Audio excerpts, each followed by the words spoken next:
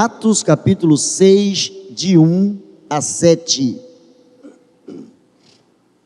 Naqueles dias, crescendo o número dos discípulos, os judeus de fala grega, entre eles se queixavam dos judeus de fala hebraica, porque suas viúvas estavam sendo esquecidas na distribuição diária de alimento. Por isso, os 12 reuniram todos os discípulos e disseram: não é certo negligenciarmos o ministério da palavra de Deus, a fim de servir às mesas. Irmãos, escolham entre vocês 7 homens de bom testemunho, cheios do Espírito e de sabedoria. Passaremos a eles essa tarefa e nos dedicaremos à oração e ao ministério da palavra. Tal proposta agradou a todos. Então escolheram Estevão, homem cheio de fé e do Espírito Santo, além de Filipe, Prócoro, Nicanor, Timon, Pármenas e Nicolau, um convertido ao judaísmo proveniente de Antioquia. Apresentaram esses homens aos apóstolos, os quais oraram e lhes impuseram as mãos. Assim, a palavra de Deus se espalhava. Crescia rapidamente o número dos discípulos em Jerusalém. Também um grande número de sacerdotes obedecia à fé. E o título da lição de hoje é: quando a igreja enfrenta novos desafios, ela precisa se concentrar na pregação da palavra. O que sustenta uma igreja é a palavra. Jesus, ele chegou a falar isso na sua oração sacerdotal, João capítulo de número 17, João 17, 17, Jesus vai orar ao Pai dizendo: santifica-os na verdade, a tua palavra é a verdade. O que santifica a igreja, o que faz com que a igreja enfrente novos desafios, é vivenciar a pregação da palavra. Amados, quando pensamos aqui em pregar a palavra, não nos reportamos apenas a esse momento, como esse que estou vivendo agora, em que alguém atrás do púlpito está falando para um público aqui e um público em casa, mas estou me referindo a pregar a palavra de Deus no dia a dia. Nós encontramos a palavra de Deus dizendo que naqueles dias, quais dias? Os primeiros dias da igreja primitiva. Tão logo o Senhor subiu aos céus, tão logo o Senhor derramou sobre a igreja, sobre os apóstolos, sobre os discípulos, o seu Espírito, tão logo ele credenciou a sua igreja para pregar a palavra. Diz a palavra de Deus que naqueles dias o número de discípulos começou a crescer muito. A igreja do Senhor, e dentro da igreja do Senhor, nós temos um grupo chamado CIB em Caxias. A igreja do Senhor, para enfrentar novos desafios, ela precisa se concentrar em pregar a palavra. O cristão, de alguma maneira, e o crente, e até o membro de igreja, tem uma grande diferença entre esses 3 tipos de pessoas: o cristão, o crente e o membro de igreja. O cristão é aquele que verdadeiramente vestiu a camisa do evangelho, aquele que procura se parecer com Cristo, é aquele que procura se interessar de todas as maneiras possíveis pelo evangelho, é aquele que respira o evangelho, o tempo todo a sua mente está focada em fazer a vontade do Senhor. O crente é aquele que simplesmente crê, o que não quer dizer muita coisa, porque o diabo também é crente. A palavra do Senhor diz isso. Tiago diz: crês tu que é um só Deus? Beleza, fazes bem, mas também os demônios creem e estremecem. Crer sem obedecer é simplesmente trazer maldição sobre a vida.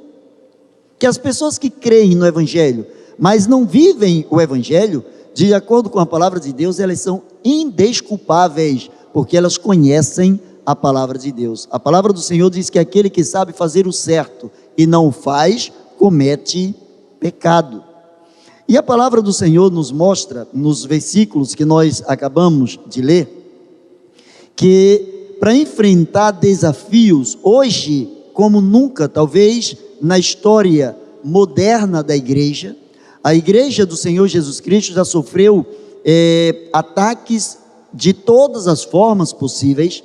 Lá no primeiro século, alguns dos chamados heróis da fé, aqueles que nos representaram, aqueles que foram os primeiros, os heróis, aqueles que entregaram a vida, que literalmente foram sacrificados, que perderam suas vidas por amor ao Evangelho, aqueles que deixaram de acreditar na palavra do Senhor e com o tempo foram esfriando, como acontece até hoje, mesmo depois da reforma protestante, como nós encontramos muitos países, principalmente na Europa, onde muitas pessoas simplesmente esfriaram, a igreja esfriou, a igreja, ao invés de avançar, a igreja retroagiu, onde eram alguns templos, hoje infelizmente são casas de show ou coisas semelhantes. O Brasil não está muito distante disso. Nós temos visto atualmente, as pessoas já não fazem mais questão de exclusivarem os seus pertences, seus bens, seus dons para o Senhor. Nós encontramos hoje muitas igrejas, muitas denominações, muitas congregações, que hoje dividem os seus espaços até mesmo com casas de show. Hoje tem baile, amanhã tem glória, glória, aleluia. Sabe por quê? Porque a igreja, ela perdeu a capacidade de desafiar, ela perdeu a capacidade de enfrentar novos desafios, pregando a palavra de Deus. Quem disse que para pregar a palavra de Deus precisa estar dentro de 4 paredes, que precisa estar dentro de um templo ou de um recinto como este aqui? A igreja do Senhor, que é o povo de Deus, vai além, extrapola os limites geográficos, os limites da construção civil, os limites de espaços físicos. Quando nós olhamos a palavra de Deus, de acordo com o que nós acabamos de ler aqui, a igreja, hoje, a igreja brasileira, ela enfrenta um grande desafio. E qual é o desafio? Ela enfrenta um desafio na área política, na área econômica, e muitas pessoas estão perdidas e sem rumo. Você lembra da última eleição presidencial? Como muitas pessoas vestiram as camisas dos seus candidatos e muitos se afastaram até uns dos outros, a igreja perdeu o amor uns pelos outros por conta das suas ideologias políticas, por conta das suas visões políticas, e a política ela passa, e os políticos muito mais, com mais rapidez, mas a igreja permanece. A igreja ela precisa estar focada, que ela é a esperança que Deus colocou no mundo, para que o mundo verdadeiramente conheça Cristo como Senhor e Salvador. A palavra do Senhor Jesus, lá em João capítulo 17, Jesus fazendo aquela oração ao Pai, ele diz: Pai, para que todos sejam um, assim como eu sou um contigo, que eles sejam um. Com que finalidade? Para que o mundo creia que tu me enviaste. O mundo só pode crer que a palavra de Deus é verdade quando a igreja anda em unidade. Encontramos hoje muitas pessoas que são franqueados do Evangelho. São pessoas que compraram cotas no reino de Deus. Eu não sei quem vendeu, mas elas compraram. Mas com certeza não foi o Senhor Jesus quem vendeu. São pessoas que trazem para si a capacidade de serem praticamente sócios do Senhor. E que suas vidas já não são mais regidas pela palavra. E a gente pode prometer o que a gente quer, mas a gente só dá aquilo que a gente tem. A igreja ela só prega a palavra quando ela vive a palavra, quando ela tem a palavra. A igreja ela só pode demonstrar o valor da oração quando ela vive em oração. Se você fala com um membro de igreja que não tem uma vida de oração, é uma vida vazia.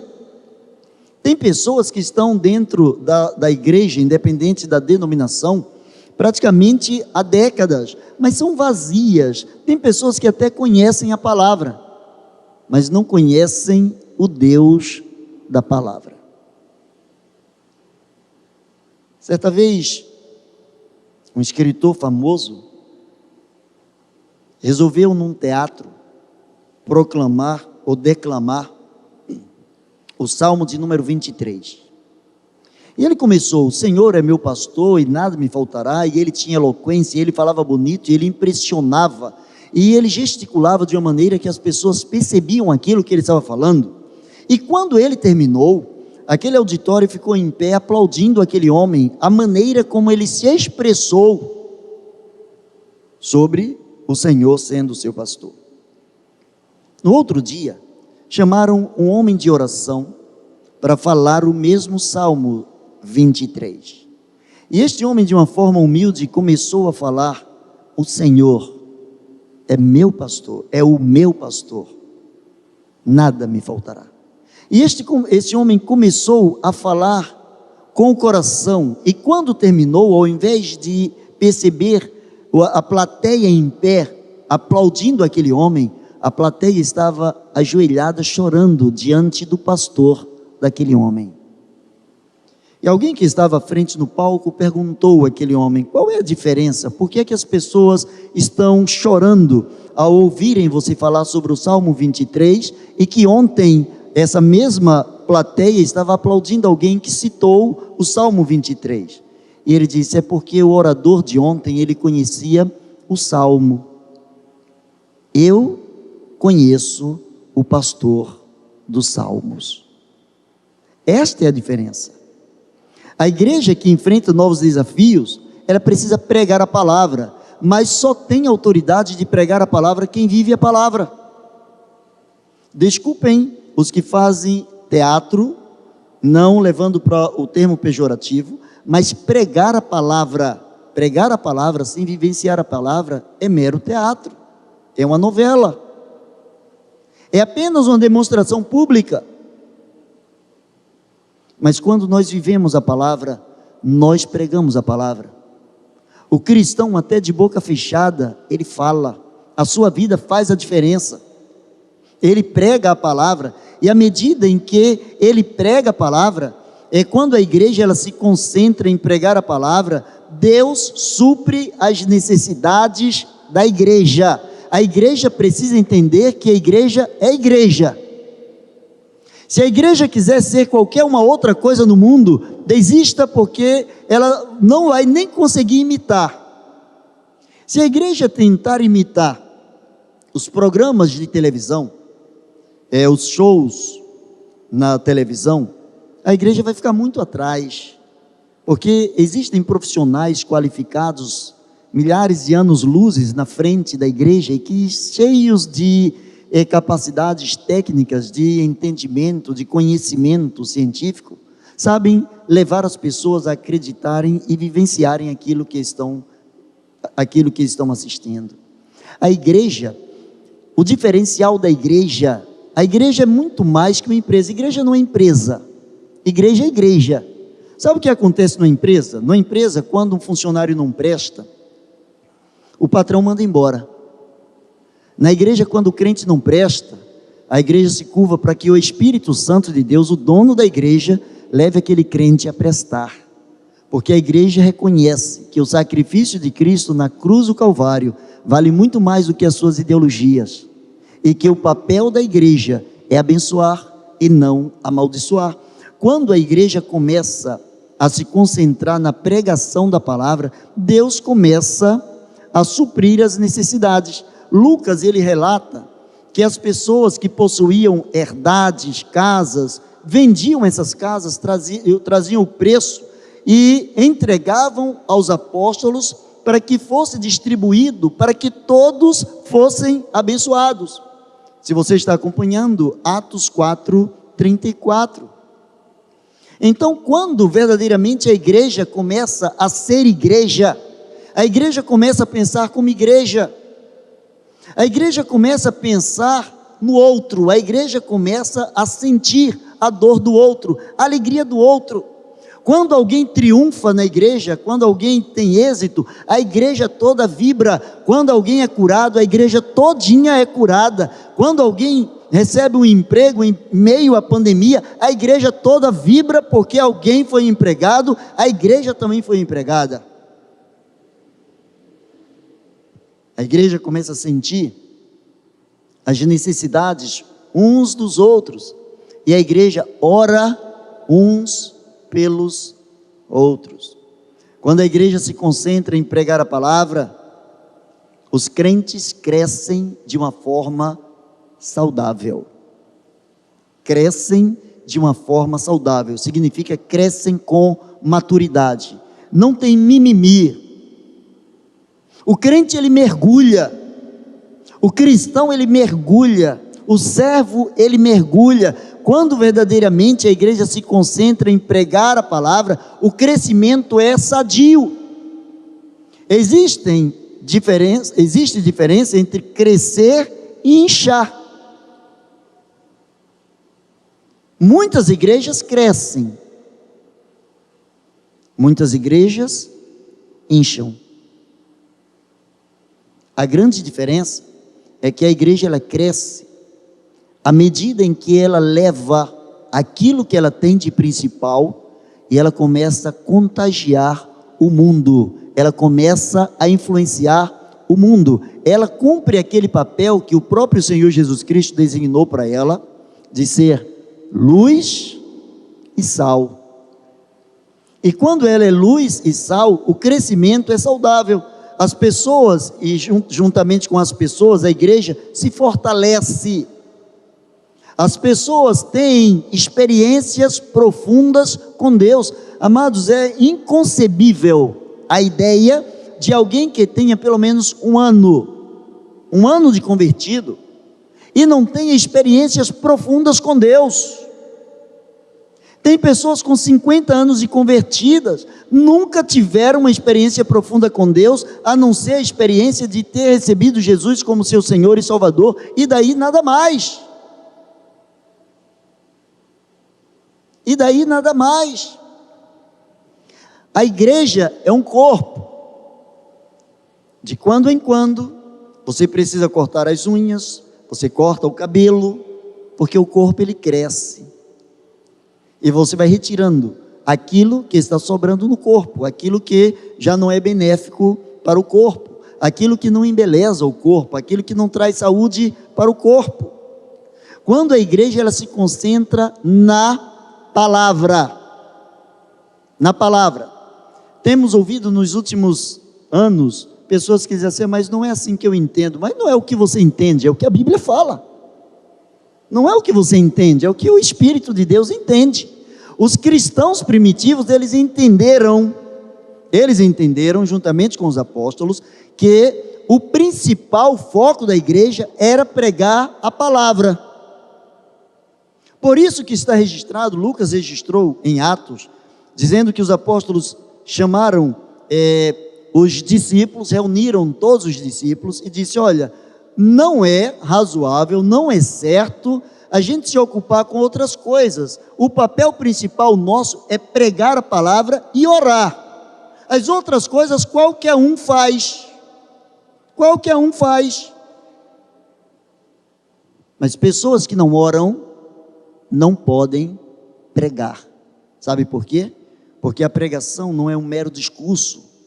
A pregação precisa ser a revelação do que aconteceu durante a semana na vida do pregador. A pregação precisa ser a revelação da intimidade que ele teve em alguns momentos, em algumas horas, em alguns instantes com Deus, em que ele conversou ali tete a tete com Deus, face a face com Deus, em que ele perguntou a Deus o que Deus queria que ele falasse. Quando a palavra de Deus faz sentido na vida do pregador, a palavra de Deus faz sentido na vida daqueles que ouvem. Quando a igreja ela se concentra em pregar a palavra, o Espírito Santo se encarrega de fazer a obra. Atos 2:47 diz, e todos os dias, 2:47, E todos os dias acrescentava o Senhor à igreja aqueles que se haviam de salvar. Qual é a sua meta de número de pessoas salvas, transformadas pelo poder do Evangelho este ano? Desde o início nós temos dito que nós não entramos na campanha de oração só para fazer um momento de oração. Fazer um momento de oração eu faço em casa sozinho. Mas entramos nesta guerra, é uma guerra. Quando a igreja começa a orar, o diabo se levanta contra a igreja, o inferno se levanta contra a igreja, mas o inferno tem que se levantar mesmo, senão não temos quem derrubar. Se não tiver inferno para a gente derrubar, a gente começa a derrubar os soldados que estão no nosso próprio exército. O inferno precisa se levantar, para que ele caia em nome de Jesus, para que a igreja cumpra o seu papel. E diz Atos 2,47, todos os dias o Senhor acrescentava à igreja aqueles que haviam de se salvar. A igreja é como um imã. Quando a igreja verdadeiramente está conectada com Deus, quando ela está ligada, intimamente relacionada com Deus, ela atrai os pecadores, porque os pecadores veem na igreja, veem nas pessoas que pregam a palavra do Senhor, o próprio Deus da palavra.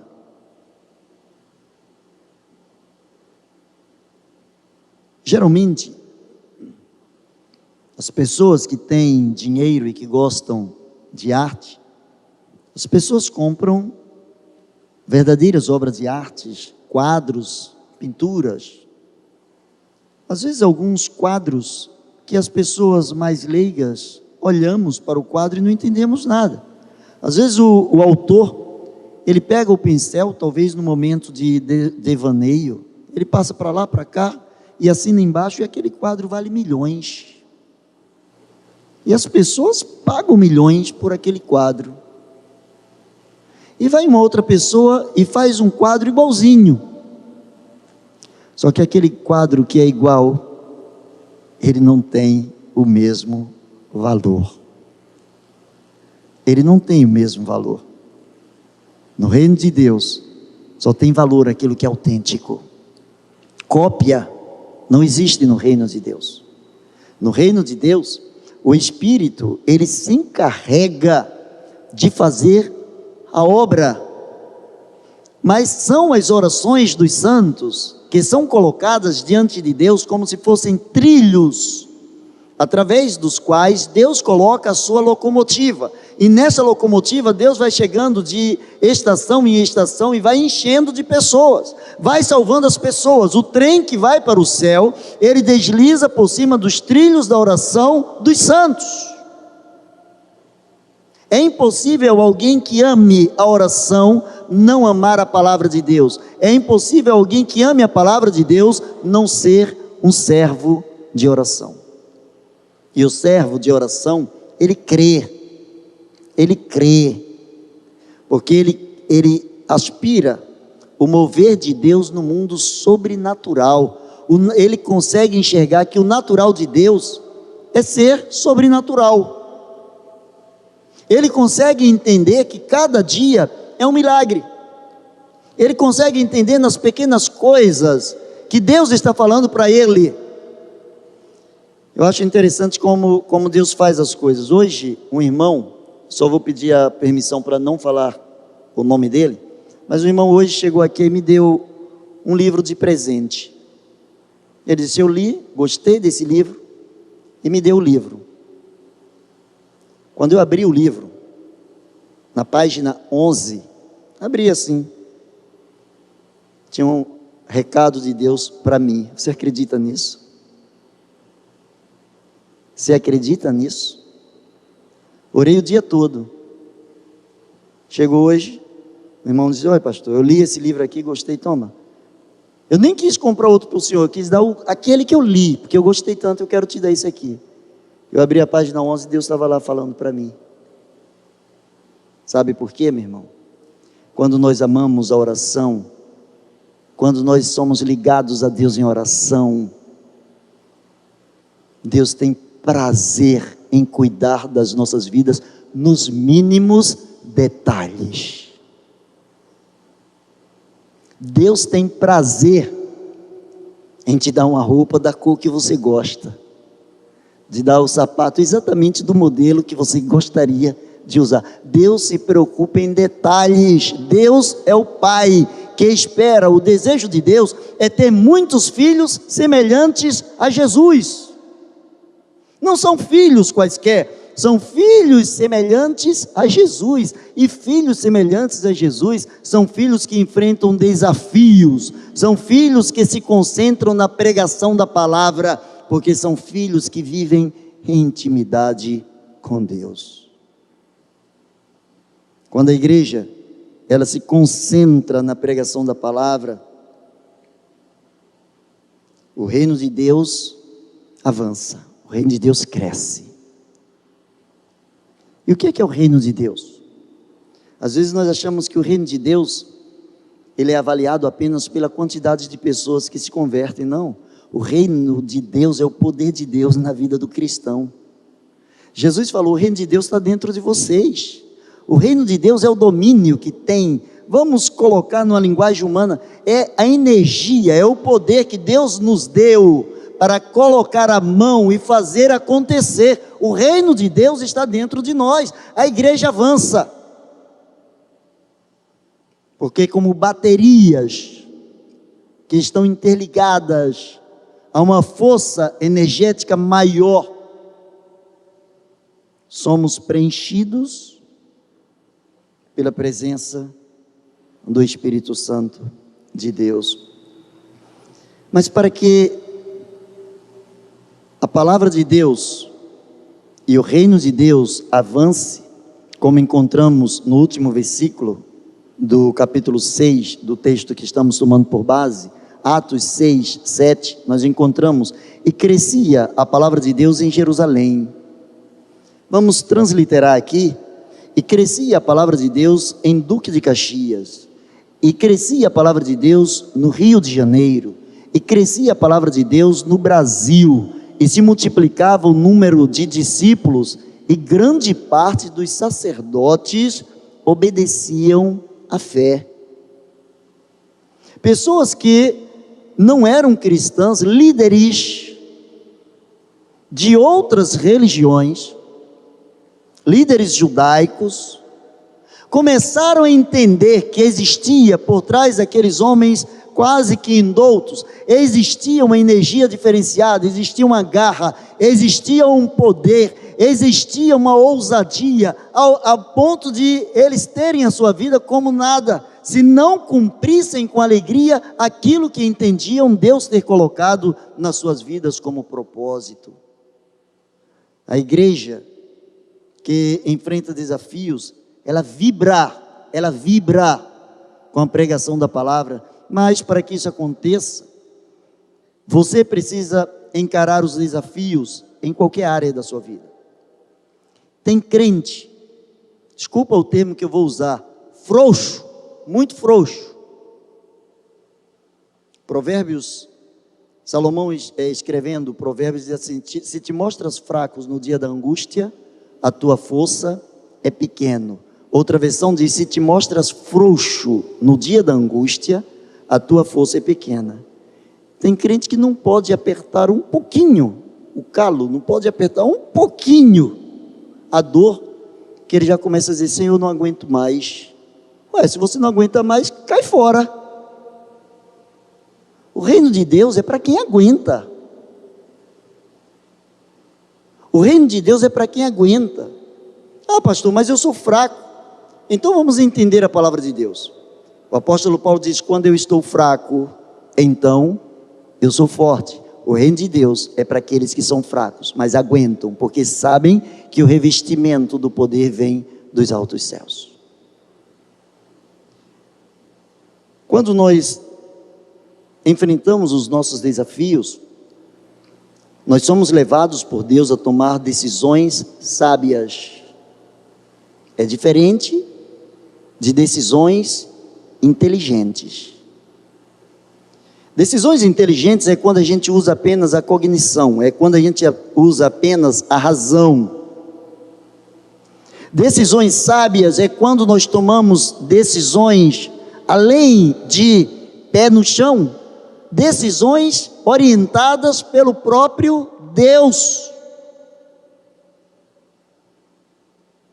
O reino de Deus é um reino de milagre, e se nós não acreditarmos nisso, transformemos então a igreja em um clube social, porque o que nos diferencia é acreditar que a nossa proposta é uma proposta de poder, que servimos a um Deus de poder, que servimos a um Deus que não se curva diante das tribulações, das impossibilidades humanas, porque Ele é o Deus que faz acontecer aquilo que os olhos humanos não podem contemplar. Quando nós tomamos decisões sábias, quando nós nos dedicamos verdadeiramente à oração, quando nós nos concentramos na palavra de Deus, o reino de Deus, ele cresce. Mas eu quero caminhar para o final, para que estejamos também orando. Sabedores disso, se você está acompanhando, página 86, que são os nossos motivos de oração, sabedores disso, que nós somos levados por Deus para desafios. E o que é um desafio? Desafio é fazer uma coisa que eu nunca fiz. Fazer uma coisa que eu faço costumeiramente, isso não é desafio. Desafio é fazer aquilo que ninguém nunca me viu fazer. Isso é desafio. Se você está malhando e você começou ali pegando 2, 3, 5, 10 quilos, o seu professor, o seu instrutor vai dizer assim que você precisa desafiar e que você precisa aumentar um pouco o seu peso, e daqui a pouco você está usando 20 quilos, 30 quilos, 200 quilos, 250 quilos. São os desafios. Precisamos pedir ao Senhor que supra as nossas necessidades de modo que a igreja prospere. Mas veja bem, se eu oro para a igreja prosperar, eu preciso ser o primeiro a contribuir para que a igreja prospere. Se eu prego uma coisa que eu não vivo, isso é engodo, isso é engano. Se eu prego uma coisa que eu vivo, eu tenho o carimbo de Deus, eu tenho a orientação de Deus, eu tenho o aval de Deus para acreditar em novos desafios. Você já viu que dificilmente você encontra um rico cheio de fé? É muito difícil, existe, mas é muito difícil. Que a cabeça do rico está muito voltada àqueles que têm condições financeiras com facilidade, está muito voltada para o que ele pode fazer. Você já viu que Deus escolheu os que não são para confundir os que são? Geralmente aquelas pessoas mais pobres, aquelas pessoas com menos recursos financeiros, são as pessoas que dependem mais de Deus e que veem a glória de Deus no dia a dia, porque elas mergulham de cabeça, sem medo, elas buscam aquilo que elas sabem que está nas águas profundas do Espírito Santo de Deus. Precisamos pedir a Deus que os crentes cresçam de uma forma saudável. Gente, peraí, nós estamos no século 21, você sabe o que é isso? São mais de 2000 anos depois de Jesus. Não cabe mais espaço para crente imaturo no corpo de Cristo, não existe isso. Lá fora, as pessoas evoluíram. A nossa igreja aqui, ela passou um tempão, ela estava no século 18, graças a Deus que veio a pandemia veio, e ao invés de nos infectar, o Covid, ao invés de nos infectar, o Covid nos conectou com o mundo. Eu estou aqui, mas eu estou observando aqui, tem pessoas agora, lá, em uma outra região do país, tem pessoas no Nordeste agora aqui, que estão ouvindo a palavra de Deus, estão nesse momento ouvindo e cultuando a Deus. Tem pessoas aqui em Caxias, que estão agora em casa e que estão também cultuando a Deus. O mundo evoluiu. A igreja ela tem obrigação, ela tem obrigação de ser o melhor dos melhores. Ela precisa ser o modelo para o mundo e não trazer do mundo o modelo. Ela precisa ser modelo para o mundo. O mundo precisa se inspirar na igreja, o mundo precisa olhar para a igreja e dizer assim: puxa, vale a pena fazer o que aqueles cristãos fazem. Eu estava assistindo uma reportagem sobre uma outra igreja, não vou citar o nome, mas que um dos líderes estava dizendo que dentro do santuário já não podia mais nem filmar o culto. Tal era a indecência de algumas pessoas com determinados tipos de vestimentas, que quando dava um close, parecia mais que estava num programa de televisão. A igreja não precisa imitar o mundo. Bote isso na cabeça. A igreja não precisa imitar o mundo. A igreja, ela é poderosa. Ela já tem tudo que ela precisa. A igreja tem tudo que ela precisa. Ela só precisa pedir ao Senhor que faça voltar ao chamado primeiro amor. Vamos fazer um teste rápido aqui? Seja honesto com você e responde agora diante de Deus. Hoje você é um cristão melhor? Você é um cristão pior? Ou você é um cristão do mesmo tipo de quando você se converteu? Arrisco dizer que 99% vão dizer que hoje são piores. Se forem honestos, vão falar isso. Porque no início você orava mais, você acreditava mais na palavra, você lia um texto, o texto falava ao seu coração, você tinha quebrantamento de espírito, você tinha prazer, você andava com o Salmo 122 na cabeça. Alegrei-me quando me disseram: vamos à casa do Senhor.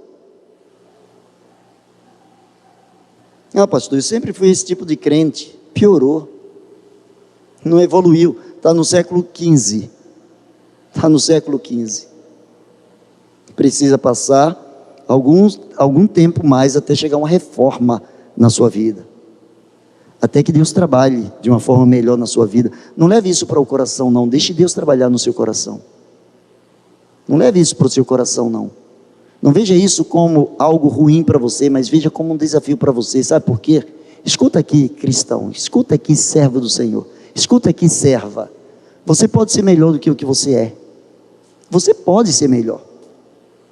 E só existe uma pessoa no mundo que pode tomar essa decisão por você, e não é Deus. Não é Deus. Só existe uma pessoa, e essa pessoa é você. Se você decidir: eu quero ser o melhor que eu possa ser diante do Senhor, isso já começou a acontecer, porque Deus coloca em nós o querer e o efetuar segundo a sua grandeza, é o que diz a palavra do Senhor. Mas eu quero concluir. Peça a Deus, ore a Deus, que nos ajude a depender do Espírito Santo em todas as áreas da nossa vida. Tem pessoas que são peritas, são importantíssimas no reino de Deus, mas algumas áreas Deus não domina. Algumas áreas Deus não domina, que as suas mentes ficaram bloqueadas. Suas mentes estão simplesmente bloqueadas, não entra nada de novo. E não se esqueça que o próprio Senhor da igreja, o cabeça da igreja, ele diz que vinho novo não se coloca em odre velho. Ele não desperdiça vinho, ele não desperdiça poder. Odre velho está fadado a continuar sendo velho. E quando eu falo de velho, não falo de idoso, há uma grande diferença. Eu falo de vidas ressecadas, vidas que simplesmente se engessaram, vidas que se acomodaram em ser. Bote isso na sua cabeça: você ainda não é o melhor que você pode ser, você ainda não é o melhor que você pode ser. Deus quer te usar ainda mais, Deus quer que você vá um pouco mais adiante, Deus quer te encorajar a ser luz para as nações, Deus quer te encorajar a ser sal da terra. Se os outros não acreditam, problema dos outros, acredite você, vai, acredite você. Eu tenho dito, eu não prego para que os outros acreditem. Se quiser alguém acreditar, ótimo, glória a Deus. Isso é um problema do Espírito Santo de Deus. Quem tem que fazer as pessoas acreditar é o Espírito Santo de Deus, não sou eu, mas eu prego porque eu acredito. No dia que eu deixar de acreditar, eu deixo de pregar. Eu prego porque eu acredito. Eu creio que dias melhores virão. Se não vier na sua vida, vem na minha vida, porque eu vou buscar esses dias, e esses dias estão prometidos aqui na palavra do Senhor. Temos visto durante a semana muitos textos sobre o livro de Joel, quando ele diz assim: eu derramarei sobre vós o meu espírito. Tem gente que diz assim: mas isso é do Antigo Testamento. Meu irmão, então rasgue o Antigo Testamento, queima. Não serve para você, queima. Você acha que o Velho Testamento, o Antigo Testamento é ultrapassado? Queima. Você não é melhor do que o Velho Testamento? Queima. Agora coloque a sua vida no lugar do Antigo Testamento, para que todos olhem para a sua vida e digam: realmente vale servir ao Senhor como aquele Novo Testamento, Novíssimo Testamento está servindo. Você é capaz de fazer isso? Para concluir, querido irmão, precisamos pedir ao Senhor pelo fim da corrupção no nosso Estado. Quando a gente fala de corrupção, a gente lembra apenas dos maus políticos. Corrupção vem de corromper. O cristão que não vive uma vida de oração é um crente corrompido. É um crente corrompido, é corrupto. Porque ele traz sobre os ombros o nome do Senhor Jesus, proclama que é do Senhor Jesus, mas a sua vida é vazia. E aí é engano. Quando Jesus foi certa vez a uma figueira, ele chegou lá, não encontrou frutos, ele disse: nunca mais nasça fruto de ti.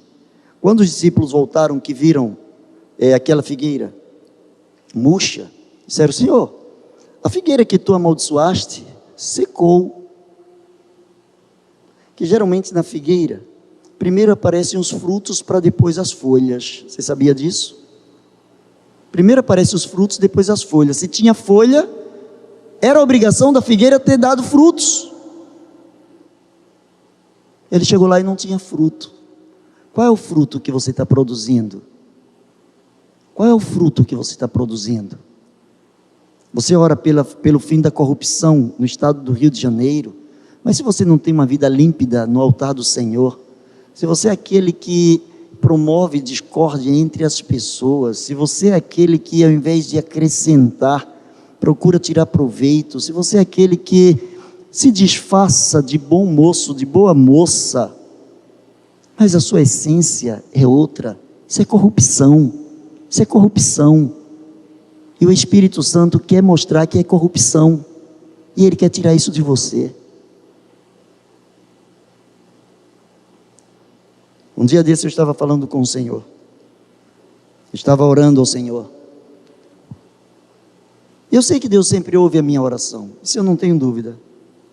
Mas eu tenho certeza que naquele dia, o ouvido de Deus estava tocando nos meus lábios. Deus estava assim, paradinho, ó. Eu estava sentindo Deus ouvir. Que eu tinha falado com Deus uma determinada coisa, eu tinha dito para Deus o seguinte: Senhor, a única coisa que eu quero na vida, é não perder a capacidade de acreditar no Teu poder. Você pode até tirar a minha vida de qualquer forma, a qualquer momento, mas não deixe que os meus lábios se abram, que o meu coração se curve diante de qualquer dificuldade e venha dizer dentro de mim: não acredito em Deus. O melhor de Deus está para vir, meu irmão. O melhor de Deus está para vir. Mas depende de você querer abraçar esse desafio. Depende de você se colocar na brecha. Baixa a sua cabeça, vamos orar agora. Vamos orar ao Senhor. Se os outros não querem, é problema dos outros. Você quer mudar. Tem muita coisa em você para mudar, não precisa nem olhar nos outros, tem muita coisa dentro de você para mudar. Tem muita coisa dentro de mim para mudar. Deus só dá novos desafios para vasos novos. Para vasos novos. O nome do Senhor será honrado nessa igreja. O nome do Senhor será glorificado em nossas vidas. Porque Ele é o Senhor. Ele é o dono da igreja. Ele é o dono da igreja. Ele é o dono da igreja. Coloque a sua vida no altar do Senhor. Diga: Senhor, eu estou orando pelo estado do Rio.